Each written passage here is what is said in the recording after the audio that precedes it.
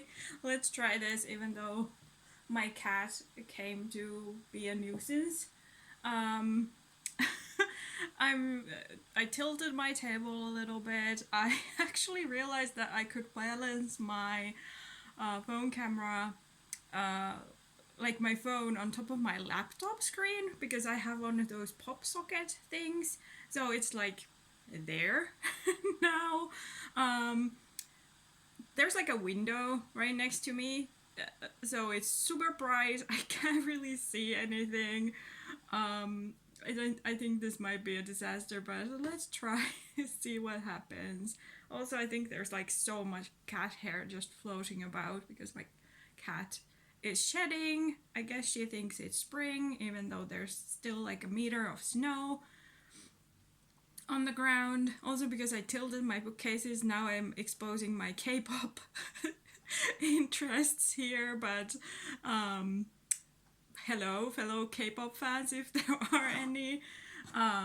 But yeah, let's get into the actual video.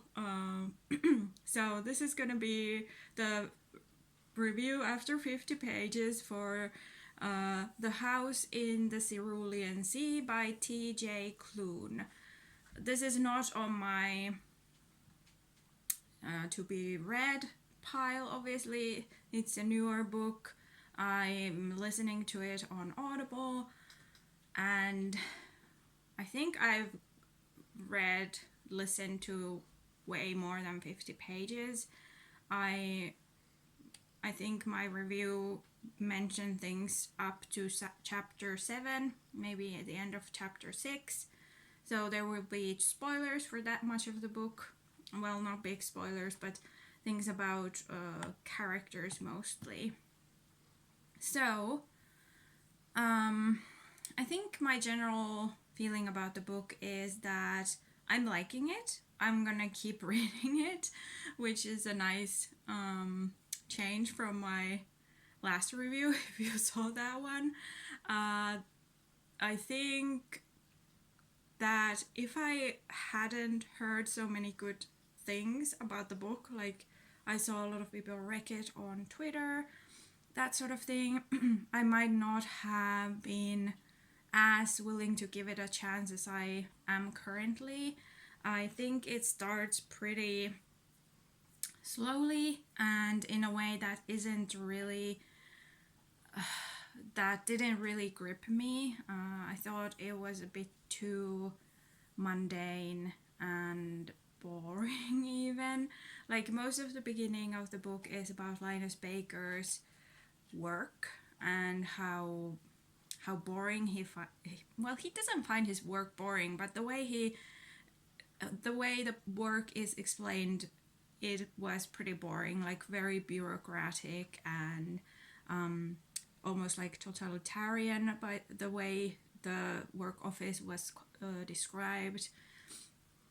It was also kind of absurd, or at least it sounded like that to me, like this massive big space full of like little desks where people are like desperately writing reports so they don't get demerits, and like cameras looking down on everybody and giving you demerits if you don't work as fast as you're supposed to, that sort of thing.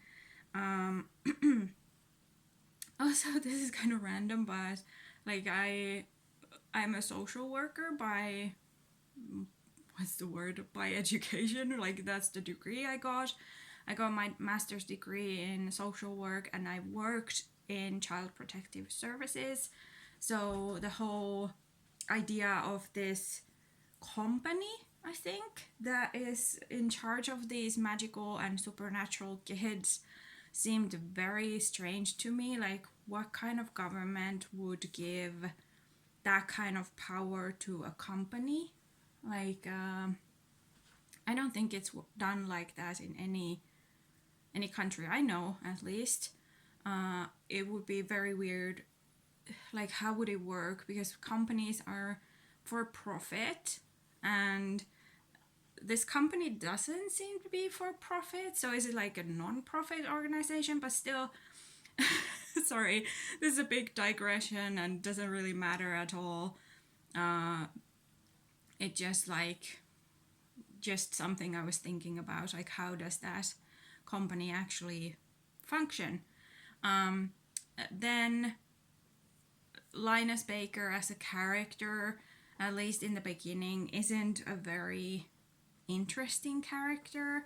I think obviously this is by design. You're supposed to think he's well, I don't know how you're supposed to think he is, but I thought he was quite bland and not very interesting. He also has these petty qualities to him that he especially shows in his work. Like he thinks he should be in charge, especially in cases. He doesn't like people like making assumptions about him or interrupting him, which I guess is like human nature, but when they also make such a big deal out of how he's so impartial and logical, so that seemed like a strange dichotomy? No, that's not the right word. Like inconsistency or whatever. Like it was just something I noticed. Also, why, like, he has a cat in this book, and it's made kind of clear that they have that kind of stereotypical relationship where the cat is evil and the human still loves the cat and would do anything for the cat, and the cat is kind of tolerating the human.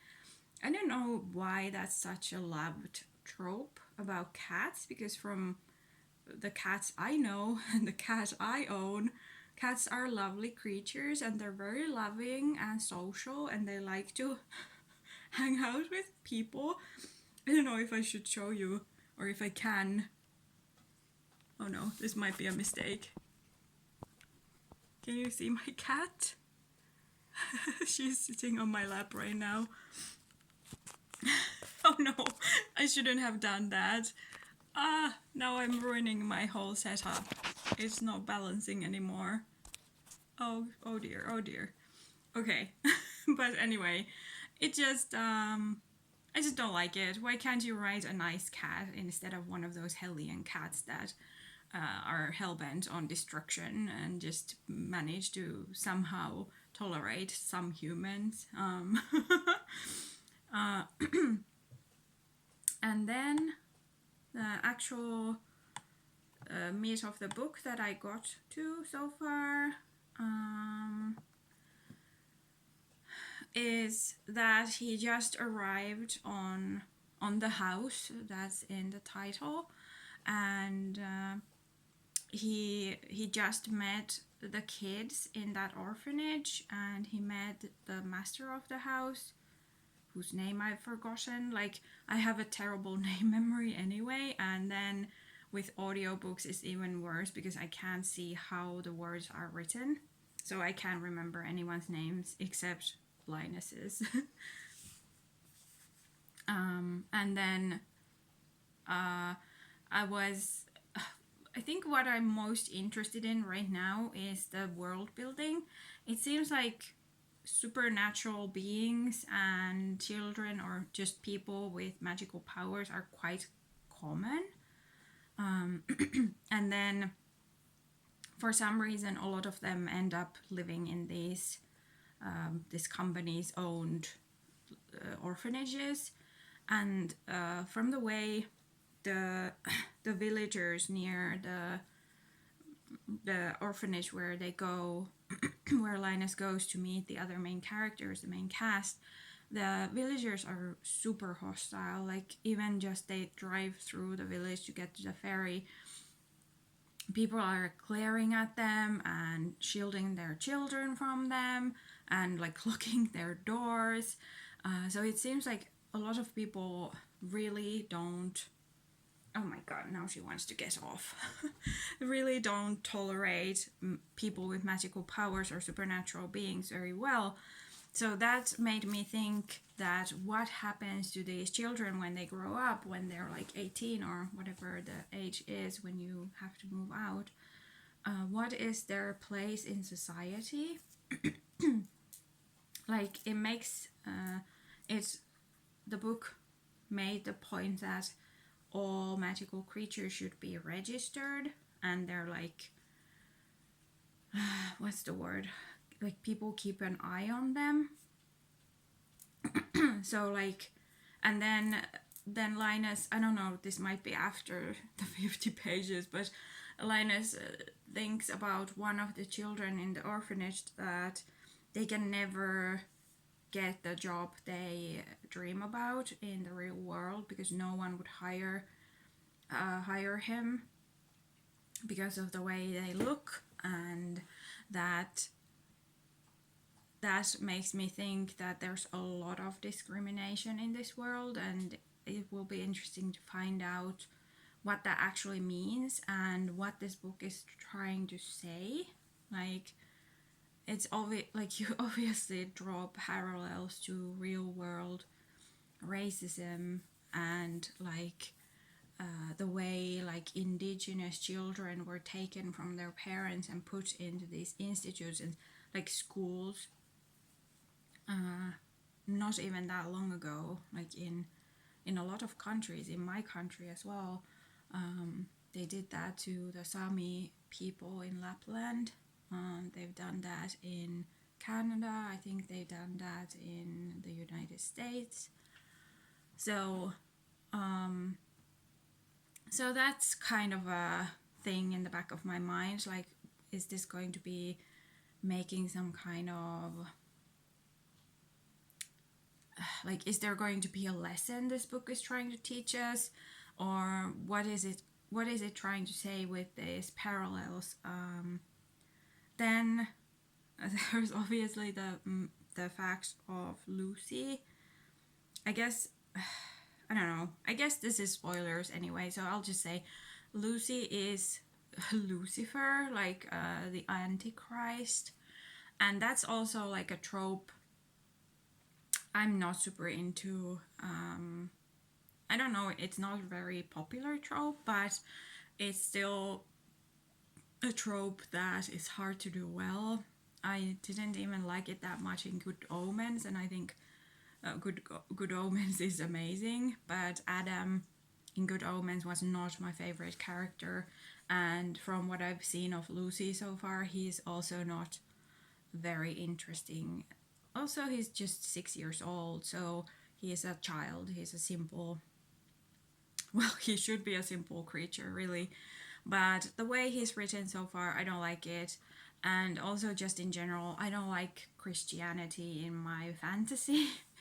Because what does that say? I think I have a cat hair in my lipstick.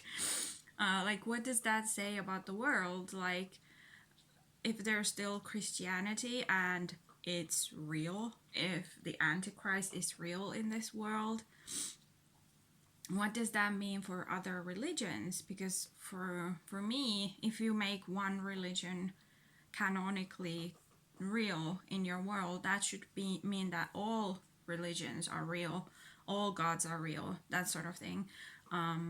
So it will be interesting to see if they ever make mention of other religions or other gods. But I doubt it. Talking about the parallels between our world and then this fantasy world, I was also kind of curious about where this is set. Like, from the image that came to my mind as I was reading the beginning, I thought this was like an alternative reality of Britain and England. I think I was also colored by the like the narrator having a British voice. But then Linus takes the train to the coast. He's in the train for hours and hours. And I thought he works in the capital, so that would be London. And it doesn't take that long from London to the southern coast. So that was interesting. Also, the way the village was described and how the sea is described as being cerulean. I associate that with the Mediterranean and not like, what is it called? The bit of ocean between Britain and like France, the Channel or whatever. I don't associate it with that. So I guess I guess this might be totally a secondary world, and it's not supposed to have real world, like, what's the word for this? It doesn't have the same geography as our world. And yeah, I guess that's basically it. But like, most of my interest in the story right now is in the world building. I find it very interesting. I want to know more about the magical children. I want to know more about what are the limitations of this. I want to know what it means that there are all kinds of all kinds of beings that have supernatural powers, and how that will evolve. Like, obviously the situation is not ideal. There's a lot of discrimination. I want to see if they're gonna try to like fix the situation or what is gonna happen. But that's definitely something I'm interested in. It's one of the things is that again, I didn't look this book up on Goodreads, so I'm not sure who this book is meant for. Like, is this a middle grade fantasy? Like, the kids are very young kids, like they're most like around 10, but then Linus is in his 40s as well as the schoolmaster. And I heard that there's going to be like a romance in this book, and I'm assuming it's between Linus and this headmaster of this orphanage. So that doesn't seem like it's middle grade, but all the stuff around them sounds middle grade or YA to me. So that will be interesting. And then a last point I wanted to make about Linus is that it's really refreshing to have a main character who's in his 40s, who's not like traditionally handsome. He is like a little overweight and he feels self-conscious about that. He describes himself as someone who gets lost in the crowd. He doesn't stand out. People forget he's there. So he's kind of mousy, like just a normal guy in his 40s. And if this will become a love story between him and the headmaster, whose name I don't remember, I think that will be lovely. I hope it will be fun to read and see them find some happiness. Like, the schoolmaster, I think, was in his like 45 or something, so he's also not a spring chicken. So I think that will be really, really interesting to read more about. And it, like I said, it's fun to have main characters in fantasy who aren't in their teens or early 20s. So, in conclusion, I will keep reading. I'm interested. I want to learn more. Linus is kind of growing on me. I didn't like him that much in the beginning. So I will report back when I've finished the whole book. So I'm not going to look at Goodreads now because that would be spoilers. I'm going to read the whole book and then do the review and then maybe look at the Goodreads stuff then. But that's it for this video. Thanks for watching. If you've read this book, please let me know what you've thought. Without spoilers, please. Like, no spoilers, please. And if you enjoy books like this, like fantasy, queer, romance, sci-fi, please feel free to subscribe. And if you make booktube videos about these kinds of books, please comment below. I would love to follow you. I've been like hunting down people who do fantasy reviews and queer books, and I would love to follow more of you. So see you in the next one. Bye.